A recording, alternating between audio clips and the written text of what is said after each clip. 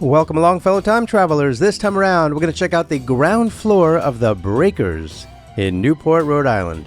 Before I begin, please like and share the show and subscribe to my channel and hit the notification bell. Now let's begin our journey. In May of 2025, I went to Rhode Island for the very first time, and I visited several of the world-famous Gilded Age mansions that are now popular tourist attractions. I purchased an all-access pass for $75, which would allow me to visit the mansions any time of the day for an entire year, and I'm glad that I did, because I plan on going back. Either way, during this trip I started off at the Breakers, which is perhaps the best known of all the mansions in Newport. It was amazing, especially because I was the first one there that day, which allowed me to go on a tour and shoot an entire video with essentially nobody else in frame. As you may know, the Breakers, located at 44 Ochre Point Avenue in Newport, Rhode Island, is the grandest of the town's Golden Age summer cottages and an iconic symbol of the Vanderbilt family's wealth and social prominence. It was built between 1893 and 1895 for Cornelius Vanderbilt II. He was president of the New York Central Railroad, and this Italian Renaissance-style mansion was designed by architect Richard Morris Hunt. Of course it was. All the great buildings seem to be. Now check this out. Cornelius purchased the grounds in 1885 for $450,000. That was the equivalent to $16 million as of the time of this recording in 2025, spanning 138,300 square feet with 70 rooms, including 33 for servants. It replaced an earlier wooden structure that was destroyed by fire in 1892. Vanderbilt insisted on fireproof materials like steel, marble, and limestone, creating a durable masterpiece inspired by 16th century Genoese palaces. The mansion features opulent interiors with marble columns, baccarat crystal chandeliers, gold leaf detailing, and a 50-foot-high great hall. And of course, there are notable rooms like the music room and the library, and you're going to see all of that in this show. The grounds, covering 14 acres, boasts manicured gardens, rare trees like blue Atlas cedars, which I love, and ocean views, earning the name The Breakers from the waves crashing below. It's been owned by the Preservation Society of Newport County since 1972, and it was designated a National Historic Landmark in 1994. The mansion attracts over 300,000 visitors annually. It offers a self-guided audio tour, and it even includes a children's tour and specialized tours of the basement's advanced Gilded Age technology. The third floor was once a private Vanderbilt residence until 2018, and it opened for limited tours in 2024, revealing more of the family's history. And so, as you can imagine, the Breakers remain a testament to America's industrial wealth and architectural grandeur. Now let's go check it out. Arriving at the Breakers in the late 1890s, guests approach via the porte cochere, a grand covered entrance designed, of course, by Richard Morris Hunt to shelter carriages from Newport's coastal weather. Carriages rolled up to the limestone archway, where footmen assisted elegantly dressed socialites, tycoons and heiresses and aristocrats down from their vehicles. Staff swiftly took their cloaks, furs, and top hats, whisking them away to a cloakroom to maintain the seamless elegance of the evening. As guests stepped into the Great Hall with its marble columns and gilded ceilings, a major domo, which is a fancy way to say head butler, often announced their names, signaling their status to the assembled crowd. This ritual, steeped in Gilded Age formality, heightened the anticipation for a grand party. The Vanderbilts, hosting to cement alliances or to flaunt their wealth, ensured every detail, from the gleam of the chandeliers to the discreet efficiency of the dozens of servants. Guests, their arrival heralded, mingled under frescoed ceilings, their presence a mark of prestige in the glittering world of Newport's elite. The Great Hall is incredible. It is a 50-foot-high architectural marvel. This 2,500 square foot Italian Renaissance-inspired space boasts towering marble columns, gold leaf cornices, and a vaulted ceiling with vibrant frescoes. A grand staircase draped with tapestries and illuminated by chandeliers ascends to the upper floors. Polished limestone floors reflect the hall's opulence, while arched windows frame ocean views. In the late 1890s, it served as the grand entry for elite guests attending the Vanderbilt's lavish parties, embodying the Gilded Age's wealth and splendor. Now let's check out that main staircase again. It was and still is a grand focal point of the Great Hall. It features sweeping marble steps and ornate balustrades. Just imagine what it must have been like in the late 1890s as Alice Vanderbilt descended it gracefully in Paris-designed gowns. As she entered balls with poise, captivating guests as she joined the festivities, reinforcing her status as the premier Gilded Age hostess.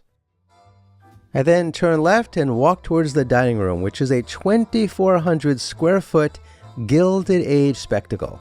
Its 24-foot ceiling, adorned with gold leaf accents and crystal chandeliers, towers over rose alabaster columns and a grand marble fireplace. The table, seating up to 34, hosted lavish banquets for elite guests, showcasing the Vanderbilt's wealth. Ornate woodwork and Gilded Age cornices frame the space, with large windows revealing ocean views. In the late 1890s, this room was a stage for extravagant dinners where fine silver and porcelain sparkled, cementing the family's status in high society.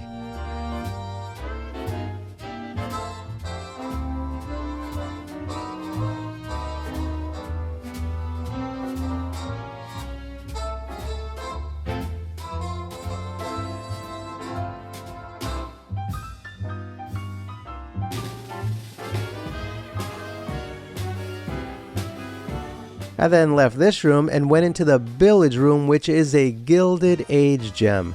It features rich mahogany paneling with intricate carvings and a massive marble fireplace. Its mosaic tile floor and coffered ceiling exude elegance, while arched windows frame coastal views. A custom slate billiard table sits at the center, lit by a grand chandelier. In the late 1890s, it was a masculine retreat where elite men smoked cigars, sipped brandy, and played billiards after dinner. The room's opulent design facilitated discreet business deals and social alliances, embodying the era's wealth and exclusivity amid the clink of ivory balls. Wait, what? Oh, you know what I mean. Ivory billiard balls. I then found myself back in the Grand Hall with its Renaissance-inspired design that served as the Vanderbilt stage for curated social displays.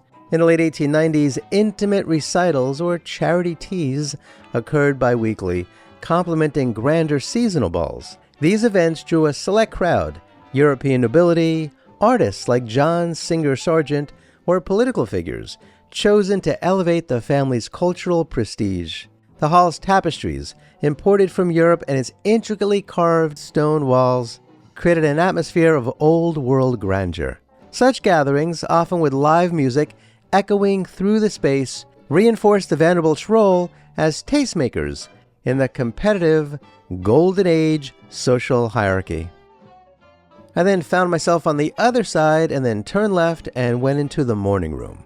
As you can see, this is a refined space in the Vanderbilt mansion that was designed for intimate family gatherings and quiet moments. Its elegant architecture features delicate plasterwork ceilings, gilded wall panels, and soft pastel color schemes, creating a serene ambiance. Large windows flood the room with natural light, offering views of the manicured gardens. In the late 1890s, Alice Vanderbilt and close female relatives or friends used it for breakfasts, teas, or just for reading, often daily during the summer season. The room's French-inspired decor, with silk upholstered furniture and ormolu accents, reflect the era's taste for European sophistication. Marble-top tables held silver tea services, emphasizing understated luxury.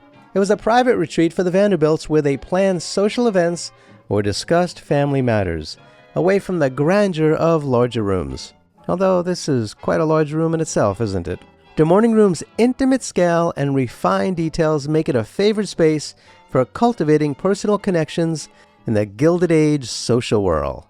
I then entered the music room, another Gilded Age jewel that boasts ornate French Baroque architecture with gilded wooden panels, intricate plasterwork, and a coffered ceiling sparkling with gold leaf. Crystal chandeliers illuminate its opulent design, complemented by silk-draped walls and parquet floors. Don't even think of telling me I pronounced that incorrectly. You know that's how you say it. Parquet. Parquet floors. In the late 1890s, it hosted intimate concerts and grand balls held weekly during the summer season, where elite guests like Carnegie's or Belmont's enjoyed performances by renowned musicians. The room's acoustics, enhanced by its high ceilings, made it ideal for string quartets or soloists. Marble busts and antique vases, or vases, whatever you want to say, I don't care, adorn the space, reflecting the Vanderbilts' cultural aspirations. It was a venue for showcasing refinement and securing social prestige.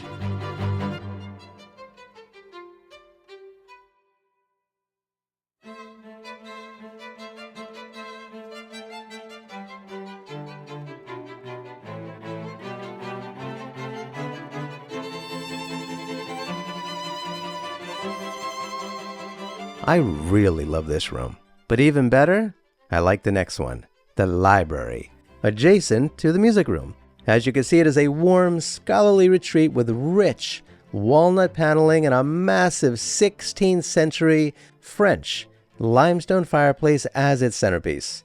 Intricate, gilt-embossed leather wall coverings and a coffered ceiling create a cozy yet opulent atmosphere. In the late 1890s, it was a haven for Cornelius Vanderbilt II and male guests, who gathered post-dinner for cigars, brandy, and discussions on business or politics. Floor-to-ceiling bookshelves house rare volumes, reflecting the family's intellectual pretensions. Lit by bronze sconces, the room hosted intimate gatherings or quiet reading, reinforcing the Vanderbilt status as cultured, Gilded Age elites.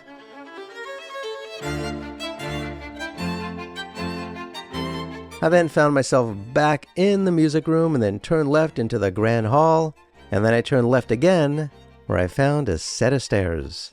Now, life at the Breakers in the late 1890s was a blend of opulence and ritual. The Vanderbilt family began mornings in the intimate morning room, with Alice hosting teas for close friends. Cornelius retreated to the library for business discussions. Guests, often members of other elite families, stayed in lavish suites. Evening brought grand balls in the music room or dinners in the dining room, where silver gleamed under the chandeliers. Servants ensured seamless luxury, from pressed linens to gourmet menus. These summer escapes filled with leisure and networking solidified the Vanderbilt's Gilded Age prominence. Now, once you get to the top, you will have incredible views of the main hall below. During late 1890s parties, the upstairs private quarters of the Breakers were generally off limits, reserved for the Vanderbilt family's personal use. However, select guests like close friends or high-status figures like European nobility were occasionally invited upstairs for intimate gatherings in private salons. The grand staircase led to a second-floor landing with ocean view balconies, where guests could admire the Atlantic's waves and manicured gardens. These exclusive moments, orchestrated to impress, allowed guests to feel privileged while reinforcing the Vanderbilt status. Looking down into the grand hall from the upper gallery also offered a dramatic view of the festivities below. Now, I was going to end the tour right here, but I wanted to jump ahead a little bit for you to see the loggia on the other side. Yeah, that's just a fancy way to say open-air patio. But check this out. This is where guests could gaze at the Atlantic Ocean. It is a refined terrace with arched openings and ornate balustrades. And so yeah, in the late 1890s, select guests invited upstairs during lavish parties stepped onto this open-air space to enjoy sweeping ocean views and the estate's manicured gardens. The terrace's classical columns and elegant design provided a serene backdrop for private conversations, contrasting with the opulent interiors. This exclusive access, which was normally reserved just for the family, but sometimes accessed by close allies or high-status figures, underscored the Vanderbilt's wealth and reinforced their social prominence. The view's incredible, isn't it? I wanted to stay right here all day long. So, what do you think of the breakers? If you were rolling in dough, would you live in a place like that? You know I would. Please share your thoughts in the comments below. Kindly remember to like, share, and subscribe, and hit the notification bell. Please check out the links below to learn how to support my research and productions. Kindly be kind to all of our fellow Earthlings, and please do not harm them. And do yourself a favor and go to a local shelter and adopt a cat or a dog or both. You and they will be very glad that you did. Until next time, I wish you safe travels on all your journeys.